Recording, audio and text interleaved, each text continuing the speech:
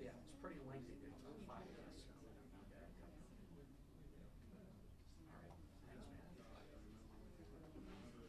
Are they gonna roll? Yeah. Hey guys, nope, sorry. It's due to traffic. Some of our speakers aren't here yet, so we're just waiting for them to get here. And that's based on traffic. Sorry about that. Brittany, do you have an ETA to tell producers since we're all in newscast? I know. Let's look at, to be realistic, 45. To be realistic. You mean 5:45 or in 5:45.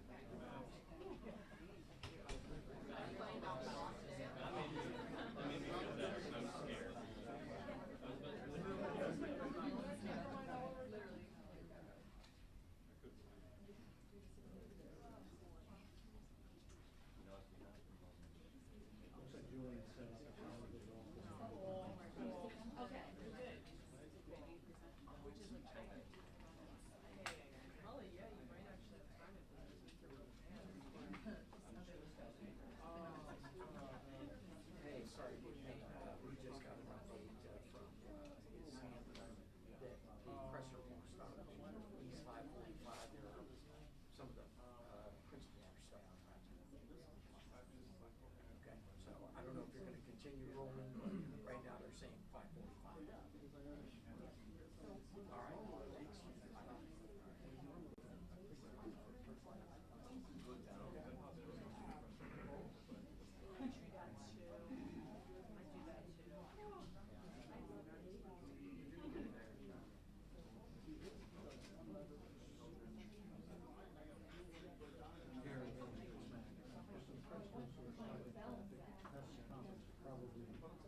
Begin around 5:45.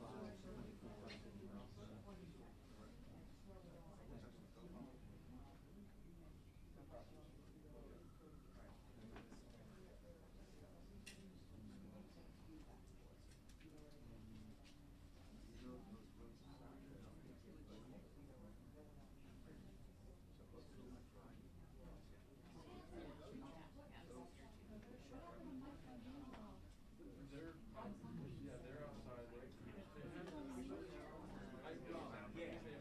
We're sort of out. But they had me working on, like, I needed, for the team going for this, we're also working on an opening day special project in my car. So I've been having to split my mind between both things all day. It's like a 5.5 minute piece. It's been very fun. I'm very excited. Glad it's done now. I already sent it in like an hour ago.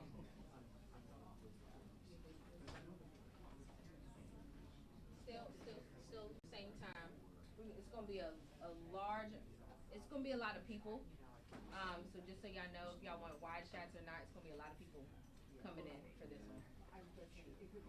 A lot more than I would like. No one heard that. But I didn't hear that. Yeah, all the microphones.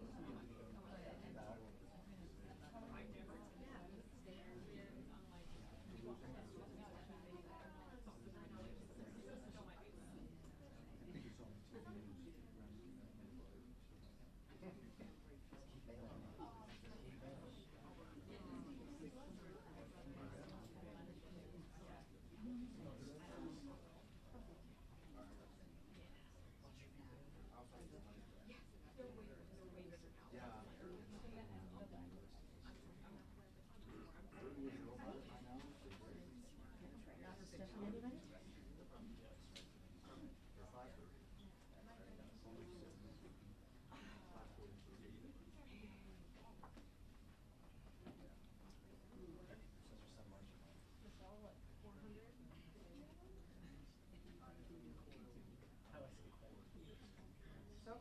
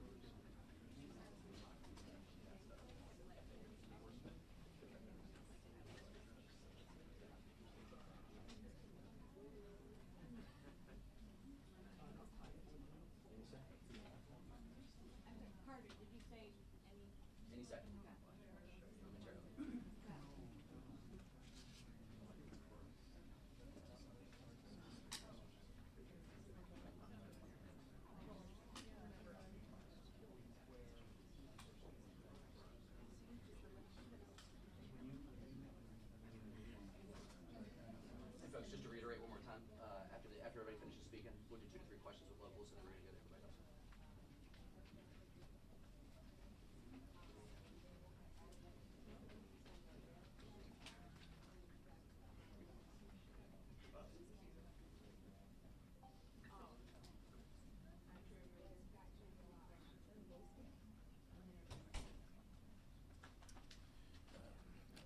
got to adjust some of these so that we can hold the remarks.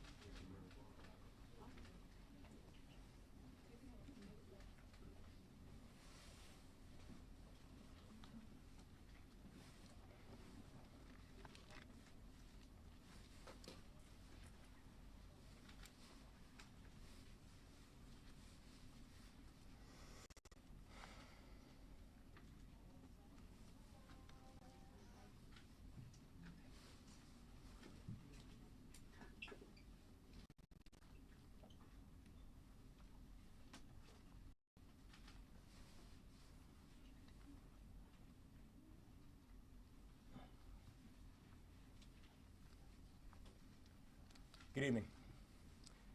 Today, we transitioned from search and rescue to recovery.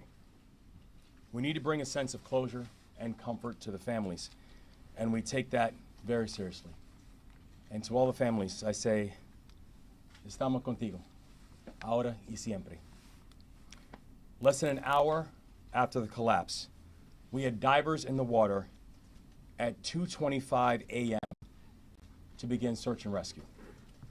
This morning, we had divers in the water starting at 6 a.m. for search and recovery. This is not a conclusion, it's a continuation. And we take this phase just as seriously and just as personally as we took the last phase. And I want to thank, as always, all of our first responders, the Maryland State Police, the Coast Guard, the Natural Resources Police, Baltimore City Police Departments, in Baltimore County, Baltimore City, and Prince George's County Fire Departments, and everybody who was involved inside of this work. Now, I can tell you over these past days, we have heard an outpouring of thoughts and prayers coming in from all around the world. For Baltimore, for Maryland, for the victims, and for their families. And to everybody who is sending out those prayers, I want to say that we have felt them, and we've been comforted by them. To everybody who has shared kind words, we want to say that we appreciate the words and the kind gestures that you have shown. And we also want to let everybody know this, that going forward, we're also going to need your support. The collapse of the Key Bridge is not just a Maryland crisis. The collapse of the Key Bridge is a global crisis. The national economy and the world's economy depends on the Port of Baltimore. The port handles more cars and more farm equipment than any other port in the country. Last year alone, the port handled $80 billion of foreign cargo, the largest in the country. Now, in the last 24 hours, that we've had a chance to work with the Navy to mobilize major resources all around to be able to make sure that we are getting things moving, and this has happened at record speed. And I was informed that they are still assessing the area and organizing with a thorough plan of action. This afternoon, I also had the chance to meet with the Maryland Department of Transportation and my executive team and all the leaders there. And we talked about how we are going to continue to mobilize assets at all levels of government and society to make sure that we are moving forward collectively with our response. Today also, Maryland submitted our request to the Biden-Harris administration asking for emergency relief funds to assist in our work going forward. And I had the opportunity to speak to the president again today by phone. I'm thankful also that we're here joined by Tom Perez, who I know is also going to share words later on. And Tom, it's wonderful to see you here, and thank you for the continued support and work. So the thing we know is this. I do not know at this point what the total costs are going to be. I do not yet know what the full timeline is going to be. But the thing that I do know is that the task in front of us, it will be real. It will be daunting. But despite this task ahead of us being daunting, I can tell you right now, our resolve is unshaken. We will get to completion. We will do it together. This work will take time, but we are going to make sure that we are going to leave no one behind. We are going to take care of our people. At least 8,000 workers on the docks have jobs that have been directly affected by the collapse. We need to make sure we're supporting them in this moment, and we need to make sure that we are getting them back on the job. And the same goes for many others that have been affected by this crisis, both directly and indirectly. We are going to move forward together because that's what we do. Because we are Maryland tough and Baltimore strong. I will now turn it over to Colonel Butler from the Maryland State Police for updates. Thank you, Governor. I'm Colonel Roland L. Butler, Jr., Superintendent of the Maryland Department of State Police. This morning, as the Governor said, we moved from search and rescue to search and recovery. The Maryland State Police, along with the underwater recovery teams, supported by state, local, and federal partners, made a tragic finding. Shortly before 10 a.m., divers located a red pickup truck submerged in approximately 25 feet of water in the area of the middle span of the bridge. Divers recovered two victims of this tragedy trapped within the vehicle. The victims were identified as Alejandro Hernandez Fuentes, 35 years old, of Baltimore, and Dorlian Ranial Castillo Cabrera, 26 years old, of Dundalk. Their family members were notified just over an hour ago in person by Maryland State Police personnel with crisis intervention personnel present. Knowing the gravity of this, we've provided them with a list of resources that they can refer to and refer their friends and family to. At this point, based upon the conditions, we're now moving from a recovery mode to a salvage operation. Because of the superstructure surrounding the vehicle, what we believe are the vehicles, and the amount of concrete and debris, divers are no longer able to safely navigate or operate around that. We have exhausted all search efforts in the areas around this wreckage, and based on sonar scans, we firmly believe that the vehicles are encased in the superstructure and concrete that we tragically saw come down. At this point, as this moves to a salvage recovery effort, the Maryland State Police will continue to support the Unified Command as the salvage assessment phase takes place, and the U.S. Coast Guard will brief you additional information regarding what to expect and possibly how long this could take. But I'll tell you now, there's no definitive timeline on this. Please be patient. Please keep the family members in mind. In coordination with our FBI partners, we've determined the countries of origin of those that are presumed deceased to be Mexico, Guatemala, El Salvador, and Honduras. The notifications to these individuals' family members and loved ones outside of the United States is being handled by the Federal Bureau of Investigation in accordance with their established protocols. Again, I encourage you all to think about these people and those that they love and they lost. They're going to need your love and support. Now I'll hand it off to the Admiral. Good evening. My name is Rear Admiral Shannon Gilreath. First, I want to say our deepest condolences and sympathy go out to the families of the impacted individuals.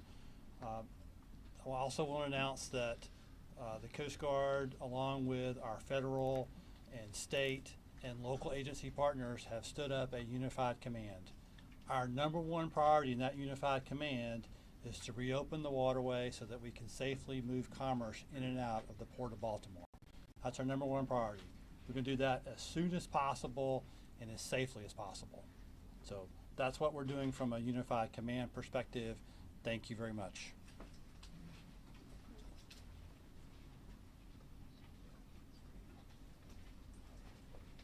Good evening. I'm Paul Wiedefeld, Secretary of Transportation. The entire department is heartbroken to have lost these individuals on one of our facilities. I did want to update you on the efforts that we're doing to move forward with the reconstruction of the bridge. As was mentioned earlier by the governor, we have applied for the dollars, the federal dollars that are available for this type of purpose. I sent a letter earlier this morning. I just got off a phone call with the Federal Highway Administrator on the process that we're moving forward. We intend to receive some additional federal dollars very quickly to start that process, and then we will come up with a design for the replacement of that bridge as quickly as possible to get the port back up and the community back up and running. Thank you.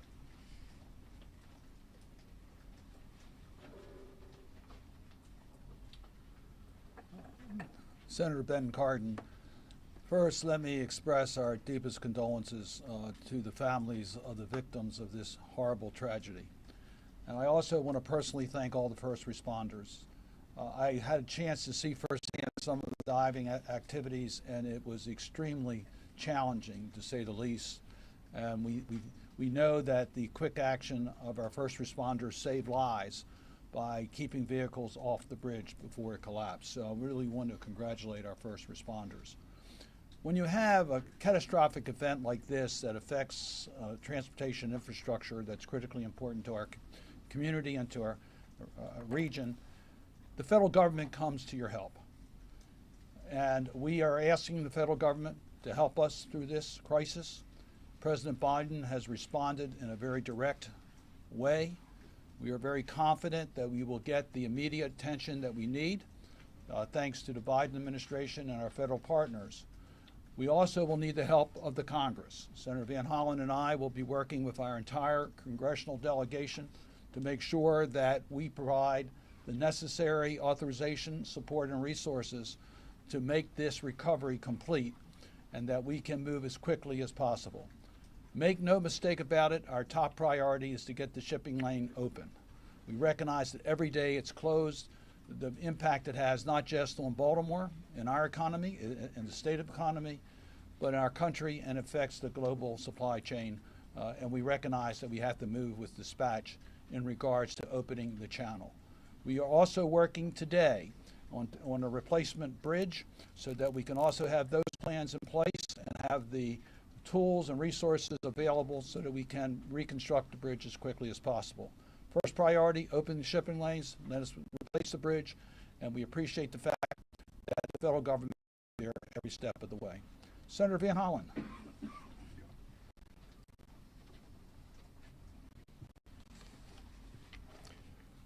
I want to start where the governor and Senator Cardin and others by saying to the families of the 6 that we lost in this tragic accident that our hearts go out to you, and we as the Maryland family will do everything we can to provide you with the resources that you need in this very difficult time.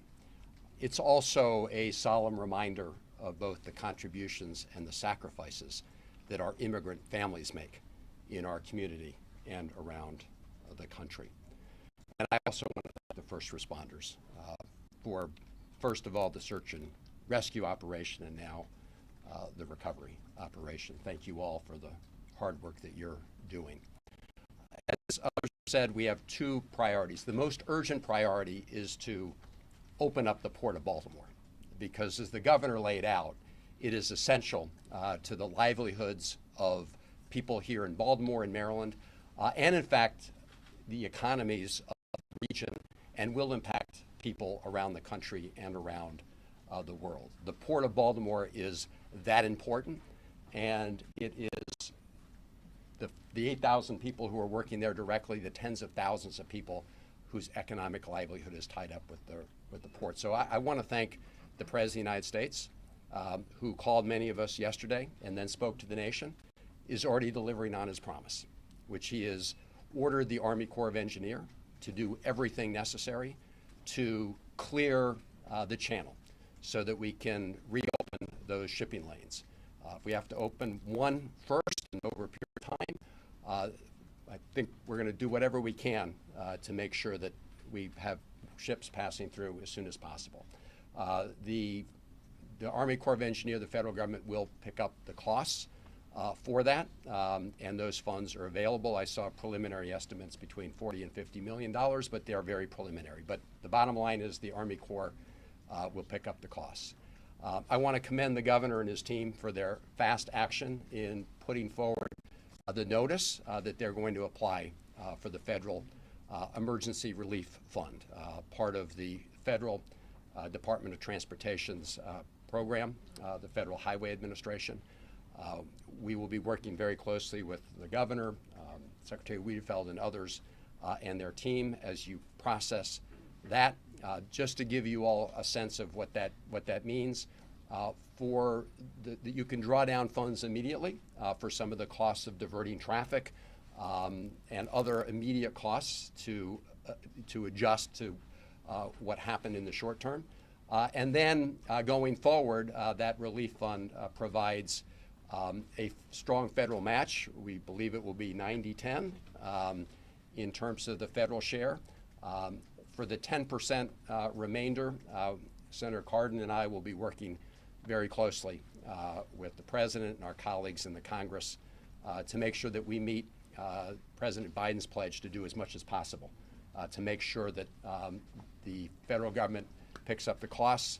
Some have asked about the ship owners themselves. Obviously, as the NTSB conducts its review, we'll have a better idea of exactly what happened. And if anybody is liable for negligence or wrongdoing, you can be assured that we will be pursuing those funds as part of the cost share. From the congressional point of view, we will be pursuing, as I say, what we hope will be about 10% of the total costs through the legislative process. We will push to make any increases necessary in that emergency federal fund, and again, put forward legislation.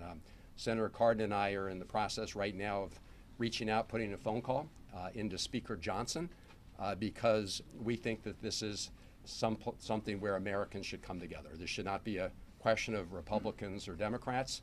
This is an American challenge. We are a great American city here in Baltimore, and we're hoping that all of our colleagues will come together and join us in making sure we rebuild the bridge. Because as the governor said, we do this together, and we hope that will also be true in the United States Congress. So thank you to everybody who's been part of this. I'm now going to turn it over to the mayor of to Tom Perez, another great Marylander who is now at the White House doing wonderful work with the president. Tom Perez. Thank you so much. Good evening. My name is Tom Perez, and I have the privilege of serving as a senior advisor to President Biden. And President Biden, like the nation, grieves for these victims. And he is no stranger to tragedy in his own family. And Governor, thank you so much for your leadership throughout this challenging situation. It's been steadfast, and it has been remarkable. We are all in this together. When President Biden first heard about this yesterday morning, he summoned everyone who had a relevant stake in the game to come together to make sure that every federal resource was put to bear. So we see the Coast Guard, we see the Army Corps, we see the National Transportation Safety Board, we see the Department of Labor. The President directed us to make sure that we are doing everything possible. Success occurs when everybody is working together, and that's exactly what is happening here. I met with the families earlier today, and it is really, really tragic. And we will get through this. We have no doubt about it. And the President has directed us to move heaven and earth. Those aren't my words, those are his words, to make sure we are helping the remarkable people of the great state of Maryland to move forward. And we will indeed, Governor, I can inform you with confidence that we will process your request promptly, because the situation calls for prompt action. Déjame hablar poquito en español, porque las víctimas son latinos. Me llamo Tomás Pérez, yo trabajo por el presidente Biden. Hoy es un día muy, muy triste para nuestro estado y nuestro país. Y el presidente entiende bien el sufrimiento de la comunidad. Y el presidente, en la dama primera, las oraciones de ellos son con la familia de las víctimas. Presidente Biden entiende bien la necesidad de construir la puente, de construir oportunidad para todos los residentes de Maryland, y vamos a trabajar juntos en esta causa. We will continue this work, whether it's the Department of Labor, whether it's our colleagues who are here today. We will do that together, because that is what teamwork is about. Thank you for being the captain of the team, Governor, and we will continue to move forward. And speaking of other members of the team, it's an honor to present to you the mayor of the great city of Baltimore, Brandon Scott.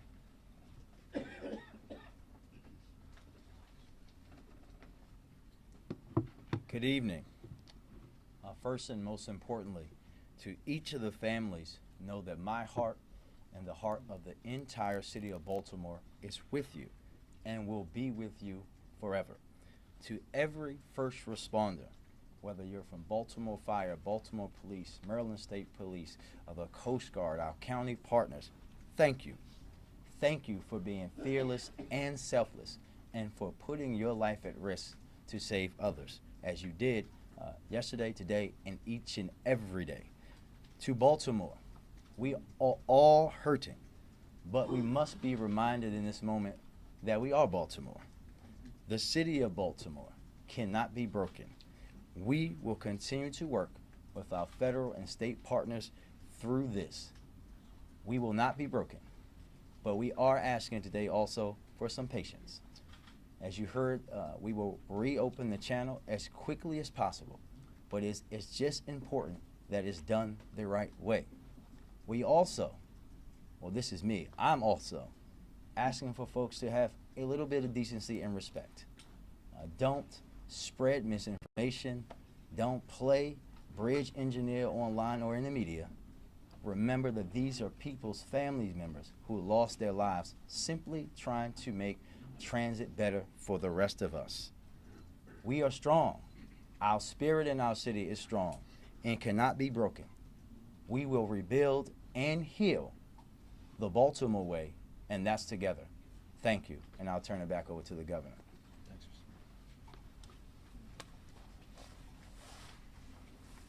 Thank you all. We're going to take some questions. Start with Aaron Costume first. Hi, sir. We've heard a lot of reports that the ship had engine failure before it got to port. There were some problems while it was at port. What do you know about the state of the ship as it was pulling out right before it hit that bridge? We're still under investigation as to what exactly happened, and we don't have a declarative answer as to why there was power challenges and power issues. The thing that we do know is that we have documented that there were power challenges as the freight was coming up on the bridge, and when the Mayday call was coming in, the Mayday call came in because of the power issues and the lack of ability to steer the vessel. Can I follow WBAL? up? Yeah, I just wanted to follow up on that and say, by power challenges, do you mean reports that it lost power before it even left the port? And can possibly Secretary Wiedefeld, can you confirm that one of the two people rescued yesterday was a state inspector?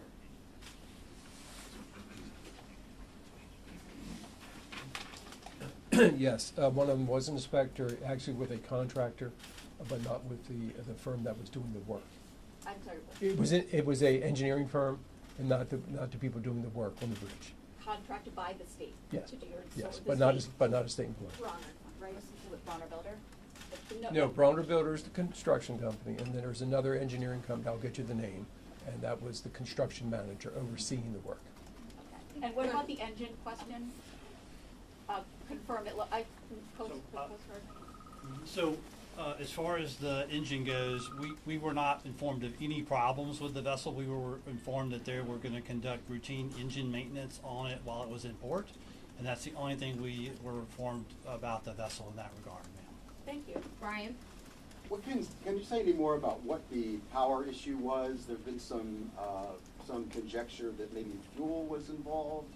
What is known about that at this time? So what we know at this time is we don't have a confirmed answer as to what exactly the power issue was. We know that the power issue connected and meant it was an inability for there to be proper steering and proper adjustments on the vessel, but we do not have any further details as of yet until a further investigation is completed. Fox 45. We know drivers were stopped from going onto the bridge, but were construction workers able to be notified?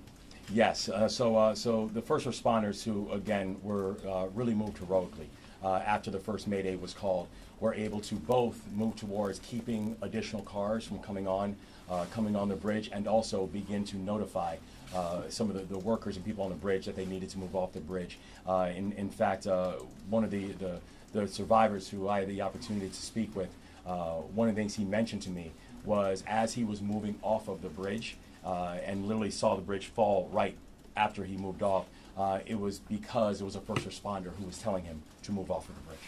I'm sorry, how did that communication happen? That's the first I've heard of it. How were they able to communicate with the crew? Was it on the other radio channel? Well, with the first responders, when they were first responding and they began to move and to keep cars from coming on, they were also notifying people on the bridge they need to move off the bridge. Yeah, but how? The question. How did they notify them? Cell phone, radio? Well, I think we'll find out by investigation what exactly happened. I know that the one person I spoke with, he said it was audibly, that the officer was telling him to move off.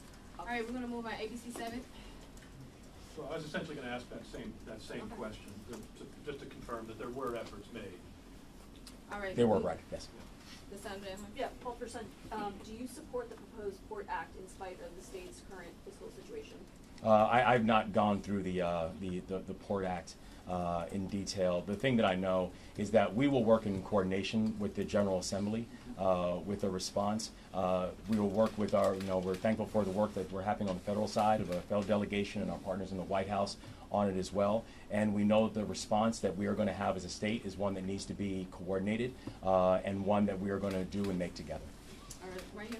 Can you confirm that the 2 people that were recovered today were some of the construction workers that were part of the crew? And can you also give us a timestamp for when divers had to come out of the water today? Obviously, the water was terrible, or the weather was terrible. Yeah, I can speak to the first question, and Admiral.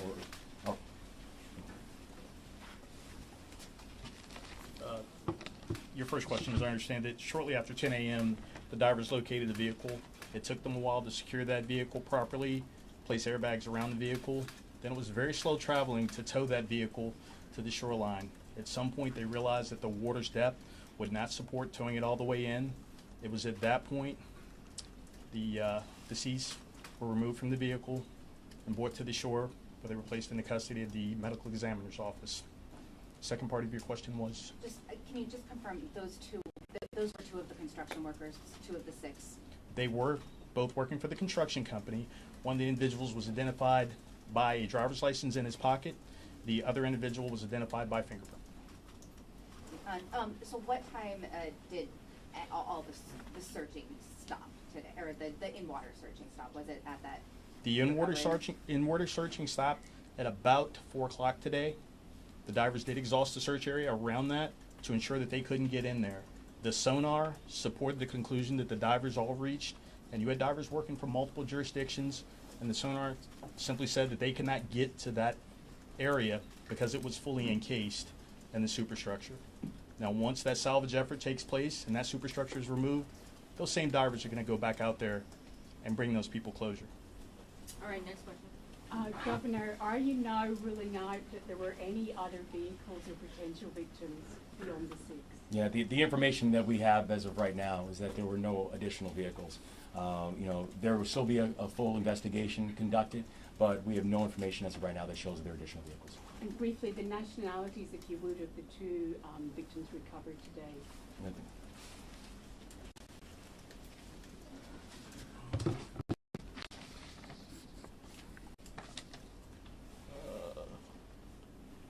This shows Mr. Alejandro Hernandez Fuentes, lived in Baltimore, but was from Mexico. And Mr. Cabrera is from Guatemala. Can you just spell those names, because we're all going to ask? Yeah. Thank you, sorry. Which one would you like first? Alejandro? Sure. Alejandro. The middle is Hernandez. Hernandez. Last name of Fuentes. Fuetes. Your second victim. First name spelling Dorlian. His 2 middle names Ronial. The next is Castillo, Castillo. And the last of Cabrera, Cabrera. And if you are missing those names, we will give that to you afterwards. If you did not get that, we'll take ABC News. We'll take 2 more questions after that. Do we have any updates on the medical condition of the survivor who was hospitalized? The survivor who was hospitalized was released earlier today. All right, next question. Has that person been interviewed, and what kind of interviews do you expect what kind of information do you expect to need to get from that person? Obviously, we're looking for any information pertaining to this tragedy. He has been interviewed. There will probably be follow-up interviews conducted by the Maryland State Police and NTSB, as well as federal partners. Have you learned anything in those that you think is important to what happened in the moments before the collapse? At this juncture, I would be remiss if I went into what's going on in an ongoing investigation. All right, Brad, one more time. Are barges with cranes on the way? I know there's no way to have a time frame for getting things reopened, but I guess I'm essentially asking, is help physically on the way? And do you have a time frame for when things could start being lifted from the water? I don't have a time frame on the actual lift yet because we're still putting those plans together. We're going to lift as soon as possible. We do have barges on the way and the crane barges as well. They're coming as we speak now, sir. We're gonna take one final question. Anyone have a question? Yeah, I have a question. We understand, at least in the past, that the cargo ships were brought by tug through and underneath the bridge, but that stopped several years ago for various reasons. Is there any, I'm not sure it's a local question, but is there any plans to maybe once it's open reinstitute that and have these ships tugged out?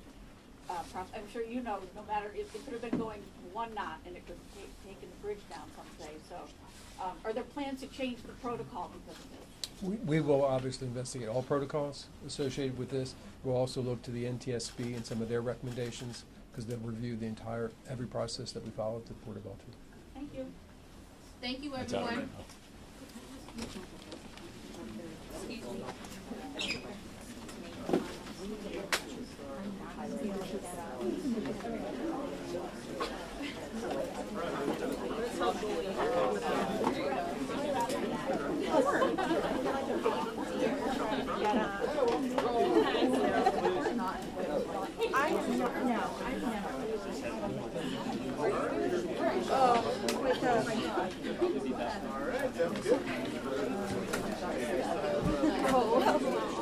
I know, right? I'm gonna like baby near my way out of here. Alright, I have no signal, but I'm trying to start Uber. Let me well, that's why I corresponded left. You ran out. Let me carry his yeah, I don't know if they, we have our whole 3.5 hour, but I don't know if they want to. I literally know exactly what that is. Read the names. Oh, yeah. Them to you. Everyone needs the spelling of the name. Good. Right here. Nice work.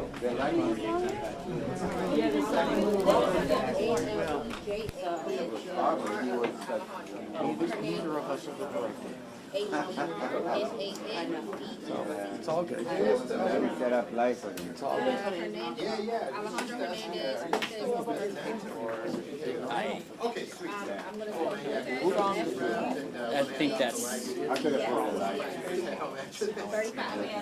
Alejandro Hernandez. That's his name. He's 35. Yeah, good to see you. Are you going to NTSB or no? ENTES. The last name DORLIAN. NTSB one, is that the one near the WI? Yes. DORLIAN. RON, middle name, IAL. Yes. Castillo is the second middle name. CASTILL. Cabrera. CABRERA.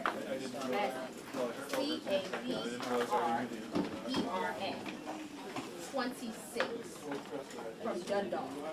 Want to look at it one more time? Good? And Cortez is from Baltimore. He lives in Baltimore, right? Thank you. Colonel Roland Butler. Thank you. Okay. And do you have the terms? I don't have that. Yes. Do you know what the record company is? I do not have a record company. Mr. Carter, he said he was did you have it was Guatemala. What's the first name? DORLIAN.